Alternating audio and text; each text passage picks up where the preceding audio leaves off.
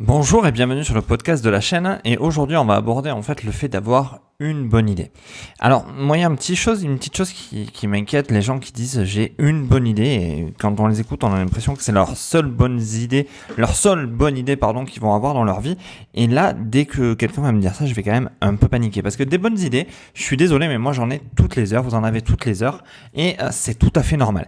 Une bonne idée c'est quelque chose qu'on peut mettre en place rapidement, qu'on peut tester, valider pour la faire grandir si on veut, ou passer à autre chose. Si vous pensez avoir une seule bonne idée dans votre vie, je pense que vous faites fausse route. Et là, dans la bonne idée, ça va de tout, quoi. Si vous pensez que vous avez une seule bonne idée pour créer une boîte, si vous pensez que vous avez un seul sujet qui va vous faire arriver là où vous souhaitez, c'est quand même problématique. Parce que des bonnes idées, si vous regardez les entrepreneurs à succès, tous les gens qui ont plus ou moins réussi, ils n'ont pas eu une seule bonne idée. Ils ont fait des tests, ils ont lancé des projets, ils ont eu plusieurs idées, et finalement si vous avez une idée là, par exemple là vous réfléchissez, vous avez une super idée, vous avez l'impression que c'est l'idée du siècle, si elle se concrétise pas, ça veut dire quoi? Vous êtes mort, tout est fini, vous pouvez plus rien faire de votre vie, c'est le salariat à tout jamais, voilà. Non, si vous n'avez pas une idée, si vous avez une idée et qu'elle fonctionne pas maintenant, demain matin, dites-vous que vous en aurez une autre, peut-être beaucoup plus forte de valeur ajoutée, et que c'est pas la peine de rester bloqué sur une seule idée.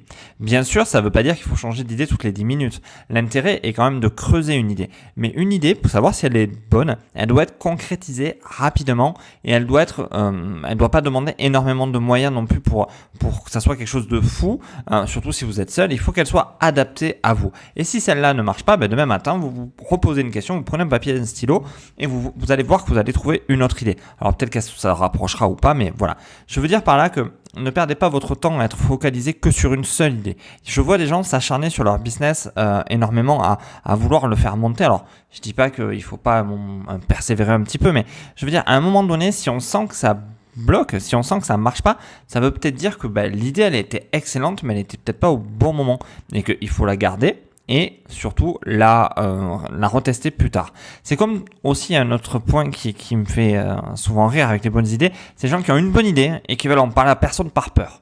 Mais peur de quoi? L'idée que tu as, dis-toi que sur la Terre, il y en a déjà au moins une dizaine qui ont eu la même idée.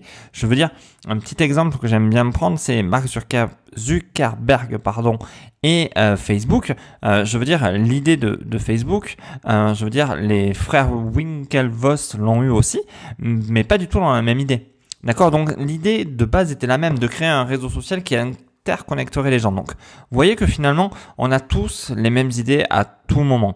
Je veux dire, voilà, moi un jour j'ai eu l'idée de monter des box de stockage dans ma ville pour les entreprises, pour digitaliser leur paperasse. Et tout simplement ça a été fait par quelqu'un d'autre, et je pourrais dire j'ai eu l'idée, mais si je m'arrête à ça, j'aurais pas fait ce podcast, je serais pas là aujourd'hui avec vous, et finalement des idées j'en ai eu d'autres, et j'ai super bien avancé pour ça.